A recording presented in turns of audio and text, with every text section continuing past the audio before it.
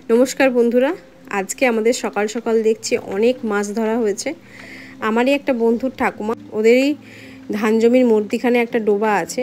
সেই ডোবাতে সারা বর্ষায় যে জল জমে, সেই জলটা গরমের সময় শুকিয়ে যায়, আর যত মাঠের জল থাকে সমস্তই ডোবায় গিয়ে জমা হয়।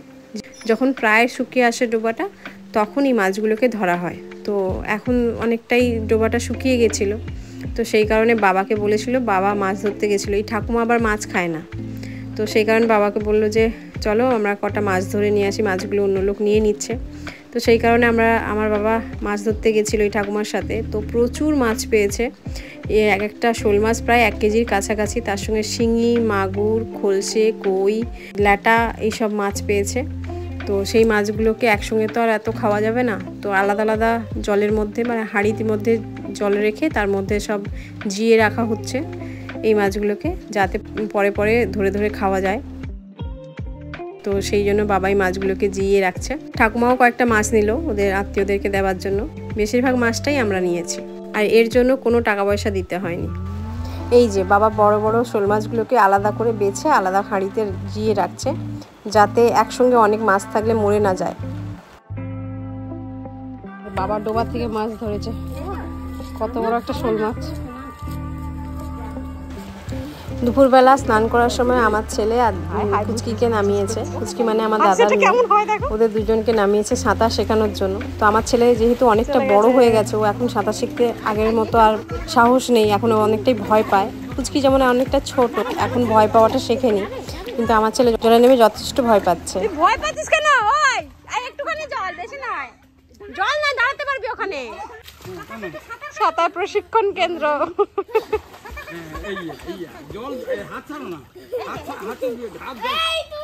আমি ছাড়বো না, এই জল জল গুহাতে গুহাতে গুহাতে।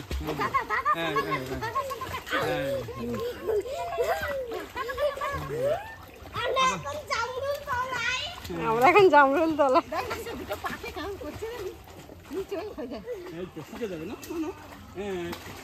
তাড়াতাড়ি তাড়াতাড়ি, কিচ্ছু হবে না, কিচ্ছু হবে না। কি সুন্দর।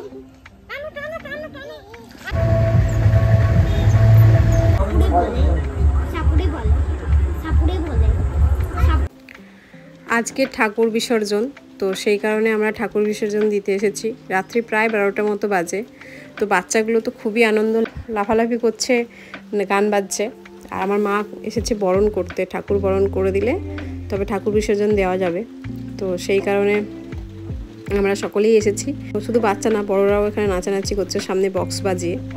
তো আমার ছেলের হালকা হালকা ঘুম পেয়ে গেছে, তাও ও এই মুহূর্তটাকে নষ্ট করতে চাইছে না। ও যেহেতু অনেক তাড়াতাড়ি ঘুমিয়ে পড়ে, ওর ভালো লাগছিল না প্রথমের দিকে। তারপরে দেখছে সবাই রং খেলছে, ওরও রং খেলার খুব ইচ্ছে হলো। তো ওকে একটা রঙের প্যাকেট দিয়ে দিয়েছি, ও যাকে মন চাইছে তাকেই রং দিচ্ছে, এবং ওকে বলে বলে দেওয়া হচ্ছে যে কাকে কাকে রং দিতে হয়, কিভাবে দিতে হয়। তো সেইভাবে দিচ্ছে সকলকে। কেউ মাখতে চাইছে রং, কেউ আবার মাখতে চাইছে না। আসলে হোলির থেকে বেশি আমরা এই কালী পুজোর বিসর্জনে বেশি রং মাখি। রং বলতে আবির, অন্য কোনো রং মাখি না। তো আমার ছেলে খুব আনন্দ পেয়েছে এই রং মাখাটাও। বাড়িতে 2-1 জন রং মাখি, কোনো বন্ধু বান্ধব বা অন্য মানুষদের সঙ্গে রং খেলা হয় না। তো ওর খুব ভালো লাগছে এই রং, এতজনকে রং মাখাতে। তো ওর একটা রঙের প্যাকেট নিয়ে ঘুরে ঘুরে সবাইকে রং মাখিয়ে দিচ্ছে। এই বিসর্জনের দিনটা একটু মনটা খারাপ হয়, যে 3-4 দিন ধরে এত অনুষ্ঠান, এত বাড়ির সামনে এত গান বাজনা, হঠাৎ করেই কাল সকাল থেকে একদম নিশ্চুপ হয়ে যাবে। তো তার জন্য একটু মন খারাপ করে, আবার পরের বছরের জন্য অপেক্ষা করি। যাই হোক, ভালোই কাটলো এবারের পুজোটা। তো আমার ব্লগ আজকের মতো এইটুকুই। দেখা হচ্ছে অন্য কোনো ব্লগে। ততদিন সবাই ভালো থাকবেন। টাটা।